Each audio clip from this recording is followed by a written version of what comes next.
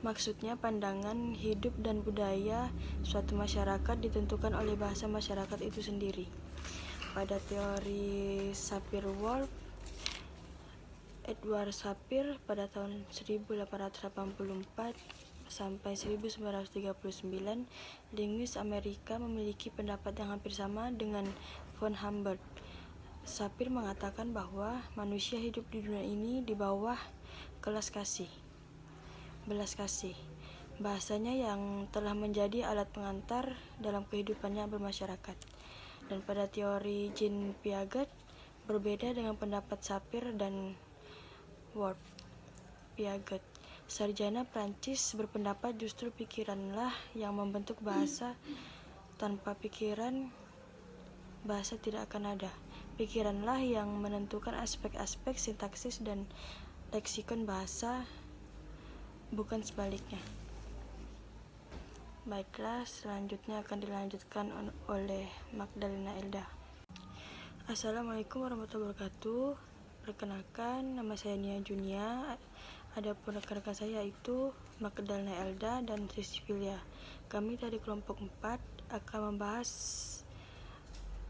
materi yaitu hubungan berbahasa, berpikir, dan berbudaya pada bagian bab 4. Baiklah, saya akan membahas materi tersebut.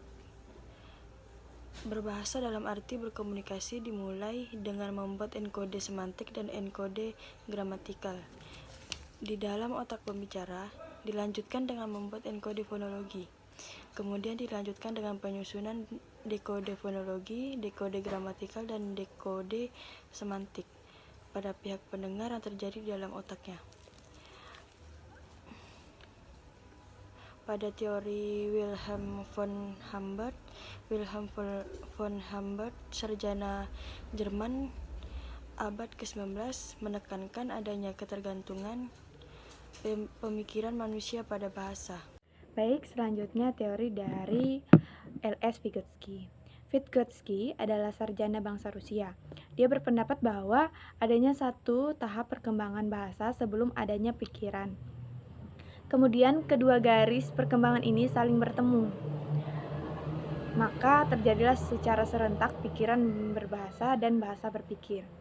Dengan kata lain, pikiran dan bahasa pada tahap permulaan berkembang secara terpisah dan tidak saling terpengaruhi.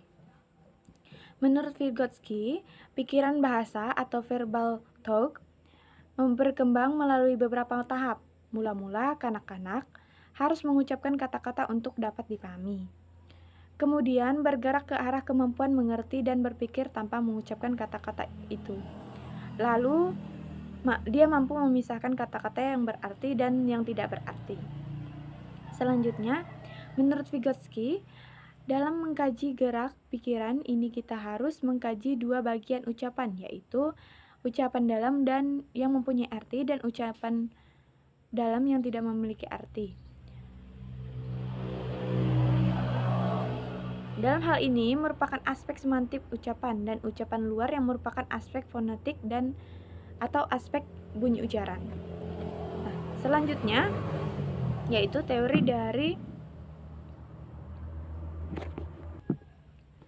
teori dari Noam Chomsky.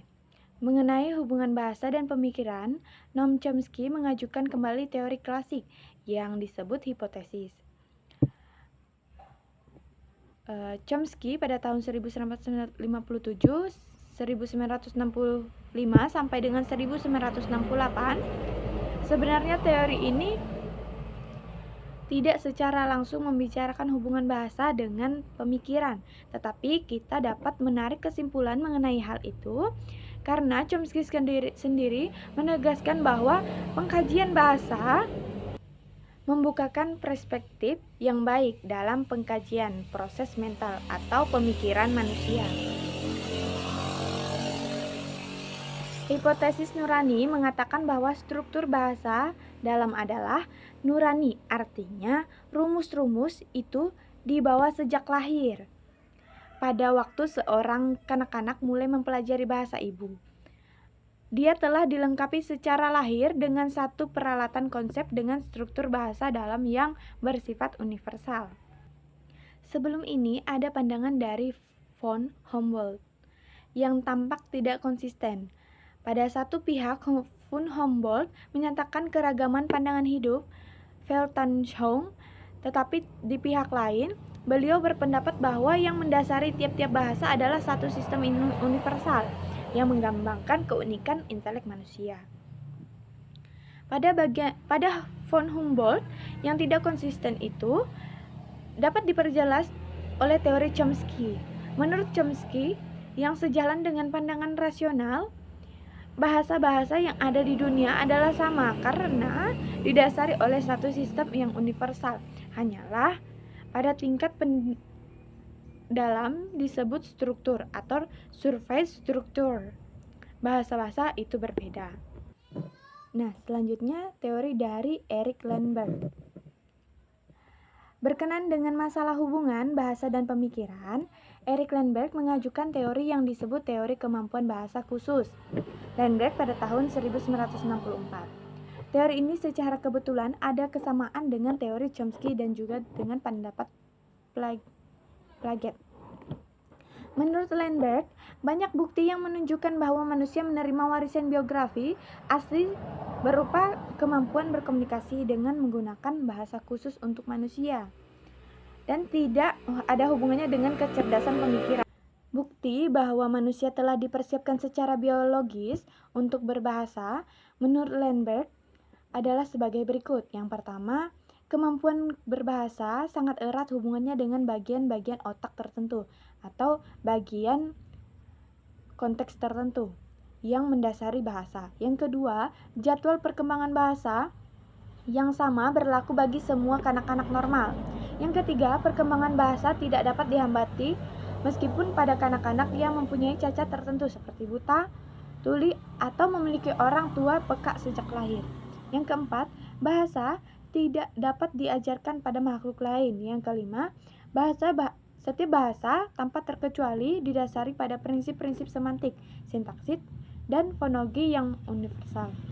Lindbergh telah menyimpulkan banyak bukti yang menyatakan bahwa upaya manusia untuk berbahasa didasari oleh biologi yang khusus untuk manusia dan bersumber berpasangan genetik tersendiri secara asal. Baik, di sini saya akan melanjutkan, yaitu teori Brunner. Berkenaan dengan masalah hubungan bahasa dan pemikiran, Brunner memperkenalkan teori yang disebut teori instrumental. Menurut teori ini, bahasa adalah alat pada manusia untuk memperkembangkan dan menyempurnakan pemikiran itu. Di samping adanya dua percakapan yang melibatkan bahasa, yaitu kecakapan linguistik dan kecakapan komunikasi. Teori Brunner ini juga memperkenalkan adanya kecakapan analisis yang dimiliki oleh setiap manusia yang berbahasa. Baiklah, selanjutnya ada kekontroversialan hipotesis Sapir-Whorf.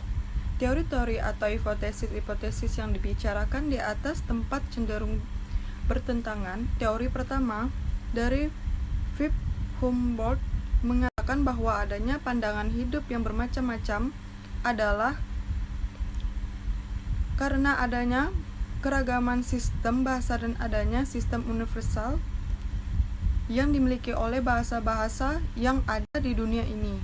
Teori kedua dari Sapir-Whorf menyatakan bahwa struktur pikiran dibentuk oleh perilaku, bukan oleh struktur bahasa. Untuk menguji hipotesis Sapir-Whorf itu, Forbes 1974 mengadakan penelitian terhadap sejumlah wanita Jepang yang menikah dengan orang Amerika dan tinggal di San Francisco, Amerika, dan itu verb kebudayaan tetapi hanya mencerminkan kebudayaan tersebut. Baiklah, di situ saja sempat kami sampaikan. Wassalamualaikum warahmatullahi wabarakatuh.